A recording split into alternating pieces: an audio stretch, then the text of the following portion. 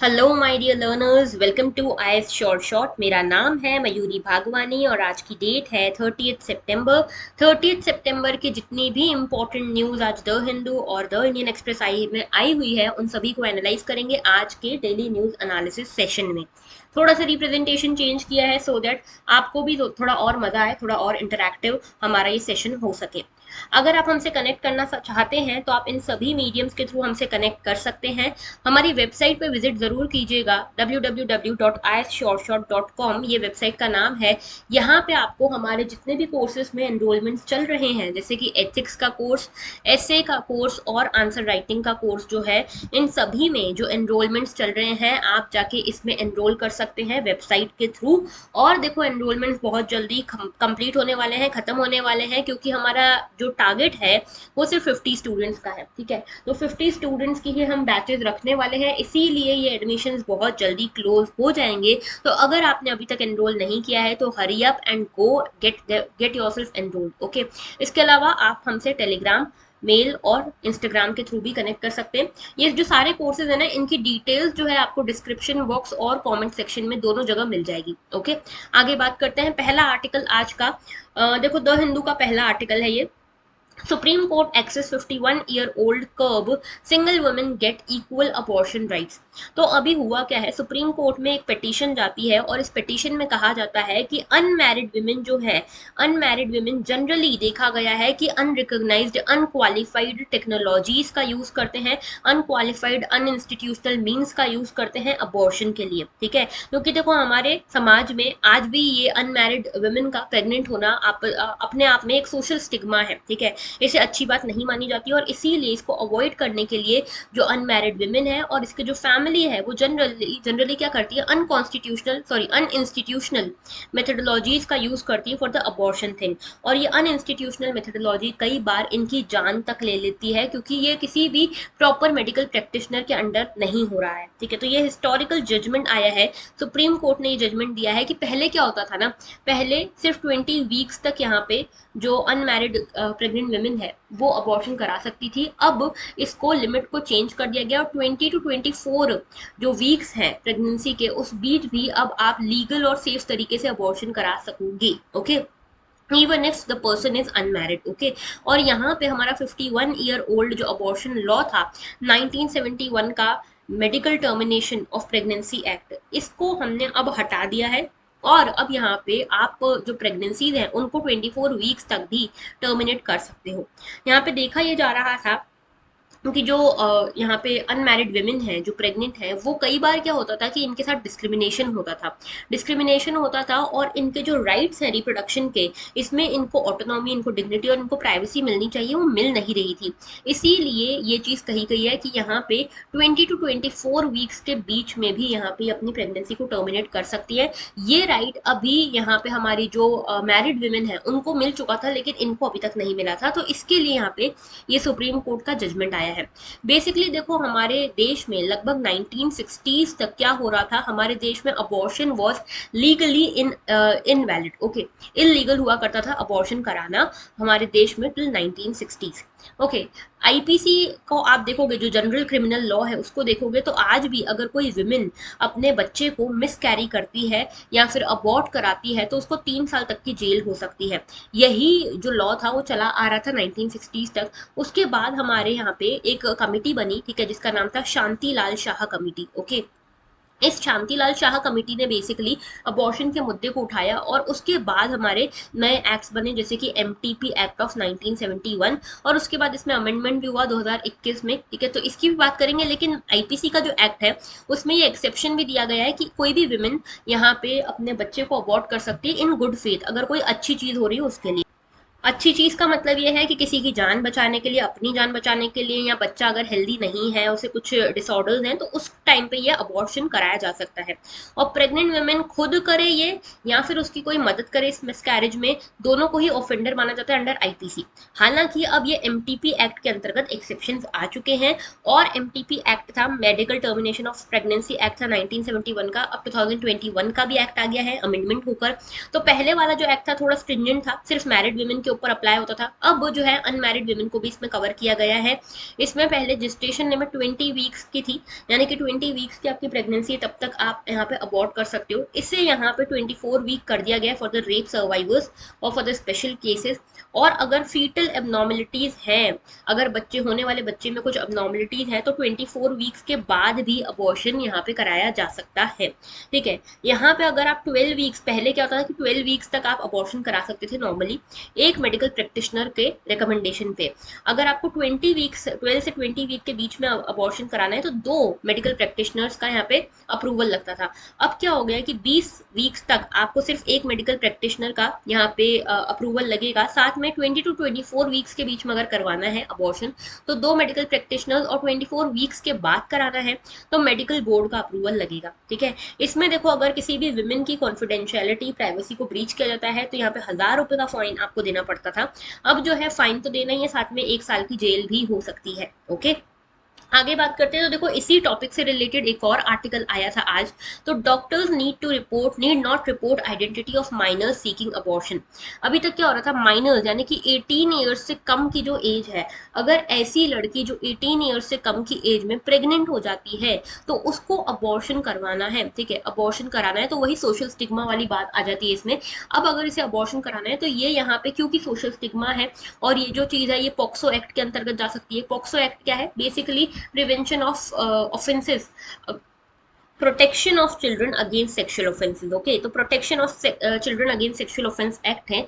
इसमें क्या होता है कि 18 ईयर्स से कम जो बच्चे हैं उनके साथ आप किसी भी तरह की सेक्सुअल एक्टिविटी में इन्वॉल्व नहीं हो सकते। तो अगर 18 साल से कम की कोई लड़की है, इफ शी गॉट प्रेग्नेंट, और ऐसे टाइम में फिर ये पॉक्सो एक्ट के अंतर्गत आ जाएगा ये पूरा काम।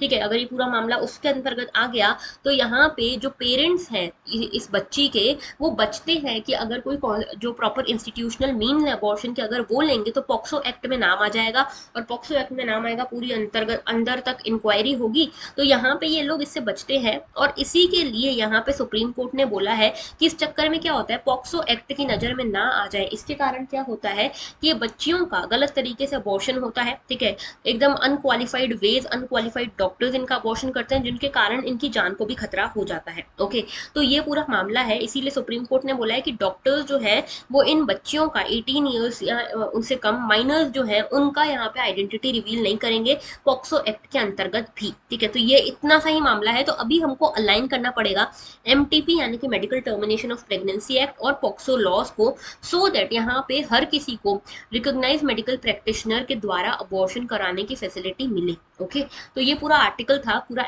एडिटोरियल के हिसाब से आया था। और पॉक्सो एक्ट जो है उसके बारे में थोड़ा सा देख लो, 2012 का एक्ट है। बेसिकली एक लीगल फ्रेमवर्क देता है सो दैट बच्चों को बचाया जा सके from the sexual assault, sexual harassment और पोर्नोग्राफी। ओके, तो यहाँ पे इनका जो सेक्सुअल ऑफेंसेस है उनसे बचाने के लिए बच्चों को ये पॉक्सो एक्ट लाया गया है। नेक्स्ट बात करते हैं यूनेस्को की। यूनेस्को के बारे में ये न्यूज़ थी कि यूनेस्को ने हमारे इंडिया के 50 आइकॉनिक टेक्सटाइल्स की एक लिस्ट बनाई है, और इस लिस्ट में बेसिकली इन्होंने इन 50 टेक्सटाइल्स की हिस्ट्री के बारे में बताया है, इनके पीछे क्या लेजेंड्स की बात कही जाती है, इनके पीछे कौन सी कथाएं फेमस है, कैसे क्या इनके सीक्रेट्स हैं, कैसे इनकी काफ़ी सारी पॉपुलैरिटी हुआ करती थी और क्यों अभी इनकी पॉपुलैरिटी कम हो रही है, कैसे इनको प्रिजर्व किया जा सकता है, ये सारी बातें इसमें की गई हैं। तो इसमें मेजर मेजर जो टेक्सटाइल्स हैं उनके नाम जरा देख लो। पहला नाम तो यहाँ पे देखो, टोड़ा एम्ब्रॉयडरी एंड सुंगडी फ्रॉम तमिलनाडु। फिर हिमरू है हैदराबाद से। फिर बंधा है, बंधा टाई और डाई है संभालपुर उड़ीसा से। ठीक है, इसके अलावा देखो नॉर्थ इंडिया से खेस है पानीपत से, चंबा रुमाल है हिमाचल प्रदेश से, थिंगमा या वूल टाई है या डाई है फ्रॉम लद्दाख, अवध जामदानी है वाराणसी से। इसके अलावा इलकल और लंबादी मांजारा एम्ब्रॉयडरी है कर्नाटका से। इसके अलावा सिक्कल नयक पट्टनम, ठीक है, सिक्कल नयक पेट कलमकारी है तंजावुर से। ठीक है, तो बहुत सारी है। कुंबी है गोवा से, मुशरू है पटोला है गुजरात से, हिमरू है महाराष्ट्र से, गरट कोराई लाल कोरयाल है वेस्ट बंगाल से। तो ये सारी बहुत सारी हैं, आपको यहाँ पे प्रीलिम्स में मैच द कॉलम के टाइप में आ सकता है, पेयर्स बनाने को आ सकते हैं। ओके, तो बेसिकली यूनेस्को ने क्या किया, इसकी पूरी एक इन्वेंटरी बनाई है, डॉक्यूमेंटेशन किया है, और यूनेस्को का ये मानना है कि अगर हम ऐसा नहीं करते हैं तो फिर ये जो टेक्सटाइल है इनका प्रेवलेंस ही खत्म होता जाएगा, धीरे धीरे एग्जिस्टेंस ही खत्म होता जाएगा, एंड कल्चर के लिए हमारे ये अच्छी बात नहीं होगी। तो यूनेस्को की बात कर लें, पहली चीज तो ये कि यूनेस्को जो है यूएन की स्पेशलाइज्ड एजेंसी है, जो कि वर्ल्ड में प्रमोट करने के लिए काम करती है, पीस को प्रमोट करने के लिए, सिक्योरिटी को प्रमोट करने के लिए, education, art, science and culture के थ्रू। 1945 में यूनेस्को बनाई गई थी, और ये जो है लीग ऑफ नेशंस की एक बॉडी थी, international committee on intellectual cooperation, इसके सक्सेसर के फॉर्म में आई है। ठीक है, इसमें 193 मेंबर्स हैं, और इसमें गवर्नमेंट के मेंबर्स भी हैं और नॉन गवर्नमेंटल मेंबर्स भी हैं। हेडक्वार्टर्स इसके पेरिस में है, और यहाँ पे यूनेस्को का मिशन ये है कि यहाँ पे पीस को प्रमोट करना है, सस्टेनेबल डेवलपमेंट को प्रमोट करना है, ह्यूमन राइट्स को प्रमोट करना है, और ये सब करना है through education, natural sciences, social और human sciences, culture and communication. Okay, तो ये यूनेस्को की इंपॉर्टेंट बातें हो गई। अब देखो ये मैप है आप लोगों के लिए टेक्सटाइल्स ऑफ इंडिया का। ठीक है, टेक्सटाइल्स ऑफ इंडिया। अब देखो यहाँ पे जरा इस मैप को स्क्रीनशॉट ले लो, और देखो यहाँ पे फुलकारी कहाँ पे है, शीशा कहाँ पे है, बांधनी, बांधनी अभी बहुत चल रहा है, नवरात्रों का टाइम है। ठीक है, तो इसीलिए यहाँ पे ये सारे जो टेक्सटाइल हैं इनको जरा आप लोग देखना, और इन्हें इनका एक मैप जो है स्क्रीनशॉट इसका ले लेना। ओके, आगे बात करते हैं। नेक्स्ट इशू जो है हमारा वो है ऑपरेशन गरुड़ा के बारे में। बेसिकली 175 ड्रग स्मगलर्स को यहाँ पे पकड़ा गया ऑपरेशन गरुड़ा के अंतर्गत। ये जो ऑपरेशन गरुड़ा है ये सेंट्रल ब्यूरो ऑफ इन्वेस्टिगेशन यानी कि सीबीआई एक साइड पे, दूसरी साइड पे नारकोटिक कंट्रोल ब्यूरो, और तीसरी साइड पे यहाँ पे पुलिस फोर्सेस, इन तीनों ने मिलकर ये ऑपरेशन चलाया था, ऑपरेशन गरुड़ा। ओके, और इस ऑपरेशन गरुड़ा में करना क्या था कि जो भी ड्रग पेडलर्स हैं, ड्रग स्मगलर्स हैं, इन्हें पकड़ना था। जितने भी ड्रग स्मगलिंग नेटवर्क्स हैं उन्हें पकड़ना है, इंटरनेशनल लिंकेज जिसकी भी ऐसी है उसे हमें पकड़ना है। ठीक है, तो इसके लिए इंटरपोल की भी मदद ली गई थी, और अभी यहाँ पे लगभग 175 ड्रग स्मगलर्स को पकड़ा गया है। तो ऑपरेशन गरुड़ा के बारे में कुछ देख लो। तो ऑपरेशन गरुड़ा जो है, इसका गरुड़ कैंपेन का एम था कि ड्रग डीलर्स, ड्रग पेडलर्स जितने भी हैं, इंटरनेशनल इंटेलिजेंस के बेसिस पे उनको पकड़ा जाए। ठीक है, और इसके अलावा यहाँ पे ऑपरेशन करना, सर्चेस, सीजर्स, अरेस्ट, ये सब करना। इसके साथ अलग अलग यूनियन टेरिटरीज की पुलिस ने भी इसमें पार्टिसिपेट किया था। आगे बात करते हैं, नेक्स्ट इशू है हमारा ड्राफ्ट टेलीकम्युनिकेशन बिल। ठीक है, देखो ये बहुत इंपॉर्टेंट बिल है जो अभी आई है, और अभी तक ये लॉ नहीं बनी, अभी बिल है। और कौन लेकर आया है इसको? लेकर आया है ministry of communication. Ministry of communication इस बिल को लेकर आया, बहुत इंपॉर्टेंट आज की न्यूज है ये। ठीक है, इंडियन टेलीकम्युनिकेशन बिल जो आई है, बेसिकली देखो हुआ यूं है कि हमारे देश में टेलीकम्युनिकेशन को लेकर 3 यहाँ पे लॉज हैं, और ये सारे लॉज जो है काफी आउटडेटेड हो चुके हैं। पहला लॉ है इंडियन टेलीग्राफ एक्ट। ठीक है, इंडियन टेलीग्राफ एक्ट है पहला तो। ठीक है, ये कब का एक्ट है? 1885 का। सोच रहे हो इतना पुराना एक्ट है। दूसरा है इंडियन वायरलेस टेलीग्राफी एक्ट। ठीक है, इंडियन वायरलेस टेलीग्राफी एक्ट, ये कब का है? 1933 का है। और उसके अलावा थर्ड है telegraph telegraph virus telegraph wires and possession act. ठीक है, ये है थर्ड। ओके, ये 1950 का, तो काफी पुराने एक्ट हैं सारे, इसीलिए एक नया एक्ट लाया जा रहा है, नया बिल लाया जा रहा है। और इसका बिल का एम ये रहेगा कि जो भी अभी जितने भी टेलीकॉम रेगुलेटरी फ्रेमवर्क है और जो भी अभी चीजें चल रही है टेलीकम्युनिकेशन में, उसे सुधारना, ठीक करना। ठीक है, तो पहला चीज तो है कि यहाँ पे गवर्नमेंट जो है, गवर्नमेंट का ये एम ये है कि जो अभी रेगुलेटरी फ्रेमवर्क चल रहा है उसे थोड़ा ठीक किया जाए, उसे सुधारा जाए। ठीक है, पहला एम तो ये होगा। दूसरी चीज ये कि जो 3 लेजिस्लेशन अभी तक चल रही है उनको रिपील करके एक सीधा साधा लॉ आ जाए। ठीक है, इसके साथ यहाँ पे एम ये होगा कि यहाँ पे रीस्ट्रक्चर किया जाए लीगल और रेगुलेटरी फ्रेमवर्क को। ठीक है, अब ओटीटी को लेकर भी यहाँ पे कुछ चीजें यहाँ पे इस टेलीकम्युनिकेशन बिल में कही गई है। ओटीटी होता क्या है? ओवर द टॉप कम्युनिकेशन, जिसमें आप फेस टू फेस कम्युनिकेट कर सकते हो, जैसे व्हाट्सएप हो गया, ठीक है, फेसबुक हो गया। तो ये क्या है? Person to person telecommunication services होती है ना। इसमें ओटीटी वाले जो है, ओवर द टॉप जो कम्युनिकेशन सर्विसेज है, उसमें क्या होता है, इनको ये जो है ये व्हाट्सएप कॉल्स अगर आप मान लो कर रहे हो, तो आप किसी नेटवर्क में करोगे ना, एयरटेल के नेटवर्क में करोगे, जियो के नेटवर्क में करोगे, तो ये एयरटेल और जियो का कहना ये है कि ये ओटीटी वाले नेटवर्क हमारा यूज करते हैं, इंफ्रास्ट्रक्चर हमारा यूज करते हैं, लेकिन इसके कारण हमको कोई रेवेन्यू आता नहीं, उल्टा हमारी सर्विसेज जैसे एसएमएस हो गया, वॉइस कॉल हो गया, ये हमारे यहाँ पे कम यूज होते हैं, तो हमें तो डबल नुकसान होता है। तो आप इनके ऊपर भी, ओटीटी के ऊपर भी कुछ तो यहाँ पे लीगल, यहाँ पे लेजिस्लेशन लगाओ। तो ओटीटी कम्युनिकेशन को भी यहाँ पे अब बात हो रही है इस टेलीकम्युनिकेशन बिल में कि इनको भी लाइसेंसिंग कंडीशंस के अंतर्गत लाया जाएगा, इनको भी यहाँ पे अपने जो भी सर्विसेज है, सर्विसेज का पूरा डाटा देना पड़ेगा, लाइसेंसेज एक्वायर करने पड़ेंगे, know your customer details, KYC वगैरह यहाँ पे कस्टमर्स की करवानी पड़ेगी, और इनको भी यहाँ पे कुछ ना कुछ कंट्रीब्यूट करना पड़ेगा, सो दैट ये जो हमारे टेलीकॉम सर्विस प्रोवाइडर्स हैं उनको भी कुछ फायदा हो, रेवेन्यू जनरेट हो, ठीक है। इसके लिए कंज्यूमर्स के लिए क्या यहाँ पे एम है, कंज्यूमर्स के लिए ये है कि कंज्यूमर्स के प्रोटेक्शन को यहाँ पे ध्यान में रखा जाएगा। जैसे अगर आपको किसी का भी फोन आता है, तो अगर आपके फोन में ट्रू कॉलर है तो आपको नाम दिख जाता है, वरना सबको नहीं दिखता। तो यहाँ पे अगर आपको कभी भी किसी का कॉल आएगा, अभी नंबर दिखता है ना, बाद में नाम भी दिखेगा, तो कोई मैसेज आएगा उसमें भी आपको नाम दिखेगा, तो यहाँ पे आइडेंटिटी जो है वो रिवील हो जाएगी, जो भी आपको फोन कर रहा है उन सभी की, ओके। उसके अलावा दूसरी चीज ये है कि अगर कोई ऐसा नहीं करता है, अपना झूठा नाम डालता है, तो उसको पेनल्टी पे करनी पड़ेगी 50,000 रुपए की। इसके अलावा अगर आपको कोई भी कमर्शियली कॉल करना चाहता है, जैसे आप देखते हो ना कई बार स्पैम कॉल आते हैं, फ्रॉड कॉल आते हैं, या कोई कमर्शियल एडवर्टाइजमेंट के लिए कॉल आता है, अगर ऐसा कोई करना चाहता है तो उसको पहले आपसे कंसेंट लेना पड़ेगा, फिर ही वो ऐसा कर सकता है। इसके अलावा ट्राई के ऊपर, यानी कि जो telecom regulatory authority of India है, 1997 में बनाई गई थी और इंडिपेंडेंट है अभी के टाइम पे, इसको लेकर क्या क्या कहा गया है। पहली चीज कही गई है कि ये पहले रेगुलेटरी बॉडी हुआ करती थी, अब ये सिर्फ एक रिकमेंडरी बॉडी होगी, सिर्फ रिकमेंडेशन दे पाएगी। दूसरी चीज ये कही गई है कि यहाँ पे अब पहले क्या होता था, गवर्नमेंट को लाइसेंस वगैरह के लिए इनसे रिकमेंडेशन लेनी पड़ती थी, अब वो लेने की जरूरत नहीं है। तीसरी चीज ये हो गया कि ट्राई के पास पहले पावर होती थी कि वो कोई भी इंफॉर्मेशन गवर्नमेंट से ले सकती है, अब ऐसा नहीं है। और चौथी चीज ये हो गई कि डिपार्टमेंट ऑफ टेलीकम्युनिकेशन को अब यहाँ पे ट्राई को बार बार बोलना नहीं पड़ेगा कि आपने ये रिकमेंडेशन दी है, इसको हम नहीं अपनाना चाहते, तो आप इसको रिकंसिडर कर लो। ये रिकंसिडरेशन वाला जो फिनोमेना था वो भी हट गया है।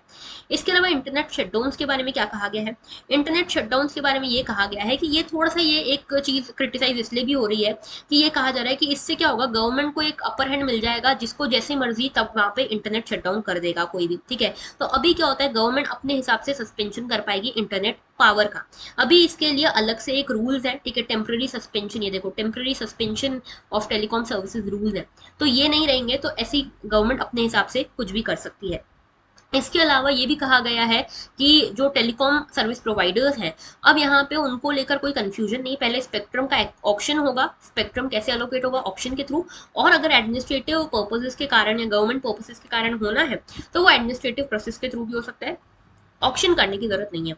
इसमें सारे प्रोसीजर्स जो है ना, रीस्ट्रक्चरिंग के लिए, मर्जिंग के लिए, डीमर्ज करने के लिए, उसको सिंप्लीफाई किए जाएंगे।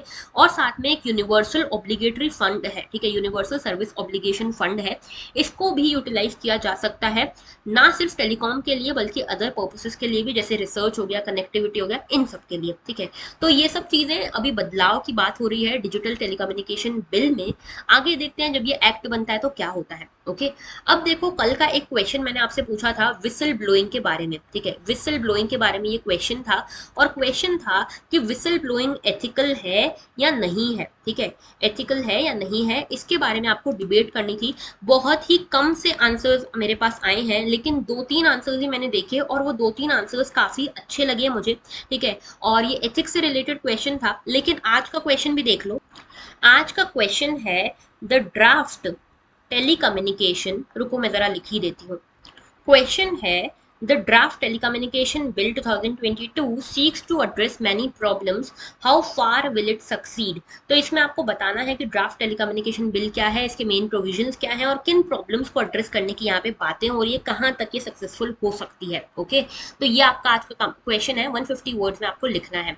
So that was all for today, thank you for watching. अगर आपने चैनल को अभी तक सब्सक्राइब नहीं किया है तो कर लो, जल्दी से लाइक कर दो, शेयर कर दो, कॉमेंट कर दो अपने आंसर्स, और आज का जो भी लेक्चर में अगर कोई भी डाउट हो तो उसको भी आप कमेंट डाउन कर सकते हो। That was all, thank you for watching and have a very good day.